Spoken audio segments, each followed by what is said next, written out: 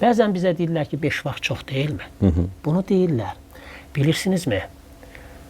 Bu sualı mənə bir dəfə bir həkim vermişdi. Həkim dedi ki, neçə dəfə namaz qılırsan? Dedim, 5 dəfə namaz qılıram. Dedi, çox deyilmi? Dedim, həkim, gündə neçə xəsislərini qəbul edirsiniz? Bildirdi ki, 10, 15, 20. Dedim, hər dəfə əlinizi yuyursunuzmu? Əlbəttə, dedi. Və gözlərinə baxdım. Nə dediyimi anlamışdı. Bilirsinizmi, günahlar çoxdur.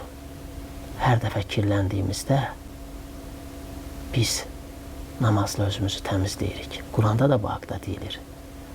İnanın ki, 5 vaxt namaz çox deyil.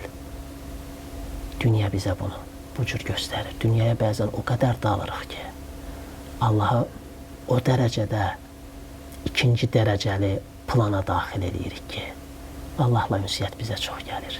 Allahla ünsiyyət bizə çox gəlməməlidir. Çünki varlığımızın mahiyyəti Allahdır. Əgər biz ibadəti qəbul ediriksə, deməli Allahı qəbul edirik. Allah haqqında düzgün təsəvvürlərimiz olmalıdır. Biz yox ikən o bizi yaratdı. Hər şey verdi. Heç kəs yoxluğu varlıqdan gözəl hesab eləyə bilməz. Var olma gözəl histir. Var olma gözəl histir. Ondan heç kəs imtina eləmək istəmir. Hər kəs çox yaşamaq istəyir. Həyatdan həzz almaq istəyir. Yoxluq isə bir heçlikdir. Heçlik varlıqla müqayisə oluna bilməz. Çünki ən azından onun nə olduğunu biz bilmirik. Məntiqi cəhətdən. Ona görə biz varlığın hesabına bu oyunu bağlayırıq.